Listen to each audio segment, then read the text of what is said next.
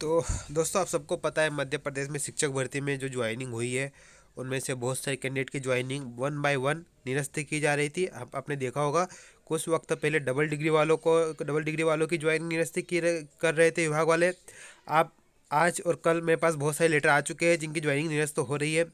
तो वो candidate major अतिथि शिक्षक और जिन्होंने साथ में कुछ भी शिक्षण योग्यता प्राप्त की है रेगुलर माध्यम से। ओके, मैं एक थोड़ा सा कंफ्यूजन क्लियर कर देना चाहता हूँ। वे कैंडिडेट जो मुझे मैसेज कर रहे हैं जिन्होंने अतिथि शिक्षक किया, साथ में प्राइवेट या फिर ओपन से कुछ भी शिक्षण योग्यता हासिल की है, तो उनको कोई भी प्रॉब्लम नहीं है। वो 100% योग्य है, ओके, पात्र है। तो वो कैंडिडेट जो बार बार मुझे मैसेज कर रहे हैं कि सर हमने अतिथि किया है लेकिन प्राइवेट में कुछ किया था, कि हमारी भी निरस्त कर दी जाएगी। तो मैं यहाँ पर बता देना चाहता हूँ, क्योंकि मैं सबको तो रिप्लाई नहीं कर पाऊँगा। ओके, क्योंकि तो यहाँ पर मैं बताना चाहता हूँ कि वो कैंडिडेट जिन्होंने प्राइवेट से कुछ भी किया है और साथ में अतिथि की है, तो उनको कोई भी प्रॉब्लम नहीं होगी। ओके, अब दोस्तों मेरे पास एक पहले भी मैंने इस पर वीडियो बनाया था। तो देखिए, किन नियमों के तहत आखिरकार ज्वाइनिंग निरस्त की जा रही है और भविष्य में की जा सकती है। ओके, तो वो ये जो इन्होंने नोटिस जारी किया था, आपको पता होगा। तो इसमें कौन कौन से नियम है आप वो देख लीजिए, है ना। तो यहाँ पर बहुत सारे कैंडिडेट तो होल्डर की श्रेणी में थे, तो उनको रिजेक्ट पहले ही कर दिया है इन नियमों के तहत अगर जो नहीं आए। और कुछ कैंडिडेट जो इन नियमों के तहत नहीं आ रहे थे लेकिन उन्हें एक्सेप्ट कर लिया गया था वेरिफिकेशन में डीओ कार्यालय से, तो उनको फिर ज्वाइनिंग भी मिल गई। लेकिन उनको अब उनकी जांच परख हो रही है और उनको इनकी ज्वाइनिंग निरस्त की जा रही है। जैसे कि दोस्तों, एक ही सत्र में अगर 2 डिग्री है, तो आपको पता होगा एक ही सत्र में जिन्होंने 2 डिग्री की है। अब यहाँ पर एक बात समझना, आपने रेगुलर की है या प्राइवेट की है, कोई फर्क नहीं पड़ता। ओके, यहाँ पर 2 डिग्री। अब यहाँ पर मैं एक बात और क्लियर कर दूँ, डीएलएड वाले और डीएड वाले इस चीज़ को अपने से ना जोड़े। ओके, डीएलएड डिप्लोमा में आता है, पात्रोपाधि में आता है, उपाधि में नहीं आता है ना। तो यहाँ पर इस चीज़ का ध्यान रखें, 2 डिग्री डीएड नहीं, सॉरी, बीएड, और अगर आपने कोई डिग्री प्राप्त की है तो आप एक ही सत्र में अगर कुछ कोई सा ईयर क्लेश भी हो रहा है तो भी आप बाहर हो जाओगे। चले, उसके बाद दोस्तों, एक तो यहाँ पर है कि तृतीय श्रेणी में स्नातकोत्तर की डिग्री होने से, तो यहाँ पर इन्होंने कहा है कि जो नियम था 2018 का, उसमें कि उच्च माध्यमिक शिक्षक पद की शैक्षणिक अर्हता संबंधित विषय में द्वितीय श्रेणी में स्नातकोत्तर उपाधि के साथ, ओके, यहाँ पर द्वितीय श्रेणी की बात की जा रही है, बीएड या उसके समकक्ष योग्यता नहीं आते हैं, अतः स्नातकोत्तर उपाधि में द्वितीय श्रेणी अभ्यर्थी ही उच्च माध्यमिक शिक्षक पद हेतु पात्रधारी होगा। द्वितीय श्रेणी के अभ्यर्थी ही उच्च माध्यमिक शिक्षक पद हेतु पात्रधारी होगा।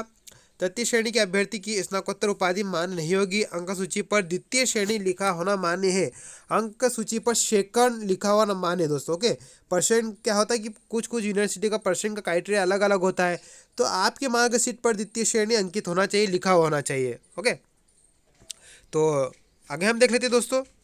फिर स्नातकोत्तर डिग्री सह विषय मार्जी, दोस्तों इनको लेकर भी अभी ज्वाइनिंग नहीं दी है अलाइड सब्जेक्ट वालों को, जिनका सह विषय है। ओके, तो ये बात भी फैक्ट है कि इनको अभी ज्वाइनिंग नहीं मिली है। तो इनको अगर किसी गलती से अगर इनको ज्वाइनिंग मिली है तो इन फ्यूचर इनको भी इनकी ज्वाइनिंग भी निरस्त कर दी जाएगी, क्योंकि ये विभाग की तरफ से उन्होंने क्लियर कर दिया कि हम सह विषय वालों को भी नहीं ले रहे हैं।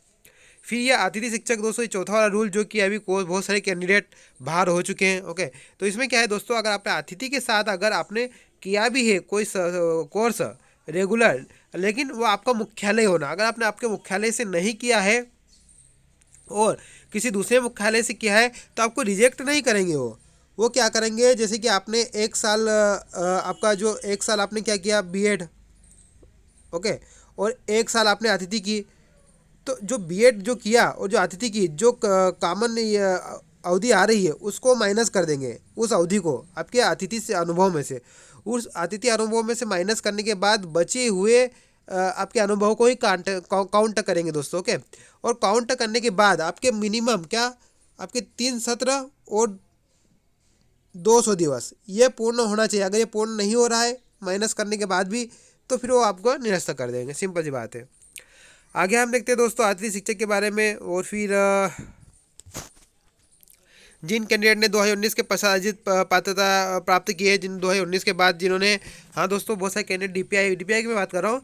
डीपीआई में बहुत सारे कैंडिडेट ऐसे हैं जिन्होंने 2020 में कोई डिग्री प्राप्त की है, अगर उनको बाय डिफ़ॉल्ट ज्वाइनिंग मिल गई है तो हो सकता है उन फ्यूचर उनको भी बाहर कर दे, क्योंकि डीपीआई में क्लियर नियम है कि 29/12/2019 नियम के तहत ही वो आपको 19 के तहत अर्जित शैक्षणिक योग्यता के तहत ही आपको वो ज्वाइनिंग दे रहे हैं। EWS प्रमाण पत्र अगर फर्जी है, ओके, अगर दोस्तों अगर आपके पास कोई और डॉक्यूमेंट फर्जी है तो इन फ्यूचर आपको बाहर कर दिया जाएगा। ये जैसे SC ST OBC EWS विकलांग का सर्टिफिकेट, आयु संबंधी दस्तावेज अगर आपके पास नहीं है तो आपको बाहर कर दिया जाएगा। ओके, अगर आपके पास बहुत सारे कैंडिडेट ऐसे हैं जिनकी डिग्रियां है लेकिन उनकी जो यूनिवर्सिटी थी वो मान्यता प्राप्त नहीं थी दोस्तों, ये केस भी वेरिफिकेशन में बहुत सारे आए थे। ओके, अब इनमें से कितनों को ज्वाइनिंग मिली है तो हमें अभी नहीं पता, लेकिन इन फ्यूचर अगर कुछ पता चलता है तो बाहर होंगे। तो ये दोस्तों कुछ रूल थे जो कि बताए गए थे, और इन्हीं नियमों के तहत बहुत सारे कैंडिडेट बाहर हो रहे हैं। और सबसे ज़्यादा दोस्तों जो कैंडिडेट बाहर हो रहे हैं वो 3 नियमों के कारण होंगे। एक तो डबल डिग्री, और एक सह विषय में जिनको अभी ज्वाइनिंग नहीं दी गई है, और दूसरी बात है एक अतिथि शिक्षक। तो ये 3 नियम ऐसे हैं जो कैंडिडेट को ज़्यादा इफेक्ट कर रहे हैं। तो चलिए मिलते हैं नेक्स्ट वीडियो में। अगर आपको ये डाउनलोड करना है दोस्तों तो नीचे मैं कमेंट में इसकी लिंक का अटैच कर दूंगा, वहाँ से आप डाउनलोड कर लेना। धन्यवाद।